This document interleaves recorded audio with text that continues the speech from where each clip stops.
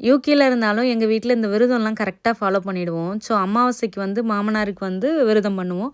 என் கணவர் பண்ணுவாங்க. ஸோ சாம்பார், வடை பாயாசம் தான் இன்னைக்கு செஞ்சிருந்தேன். என்ன சாரீலயே கிச்சன் ஒர்க்லாம் பண்ணிட்டு இருக்கேன். எப்படி முடியுது அப்படின்னு பார்க்குறீங்களா?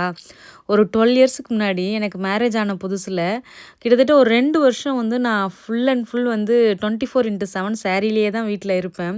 ஏன்னா, வீட்ல ஆம்பளைங்க இருக்காங்களாம். நைட்டி போடக்கூடாதாம் அப்படின்னு சொல்லிட்டு அதையும் நான் வந்து கேட்டுருக்கேன்னா பார்த்துக்கோங்களேன். இப்போ உங்கள யாராச்சும் வந்து வீட்ல ஆம்பளைங்க இருக்காங்க, நைட்டி போடக்கூடாது, சாரி தான் கட்டணும் அப்படின்னு சொன்னா, உங்களோட பதில் என்னவா இருக்கும்? அப்படின்றத எனக்கு மறக்காம கமெண்ட் பண்ணுங்க. சாரி கட்டிட்டு எப்படி வேலை செஞ்சேன் அப்படின்னு பார்த்தீங்கன்னா, அதுக்கு முன்னாடி 2 வருஷம் டீச்சர் ட்ரெய்னிங் படிச்சப்போ, என்னோட ஹாஸ்டல்ல எப்படின்னா, காலையில 5:30 மணிக்கு சாரி கட்டணும்னா, ஈவினிங் 6:00 வரைக்கும் சாரியில தான் இருக்கணும்.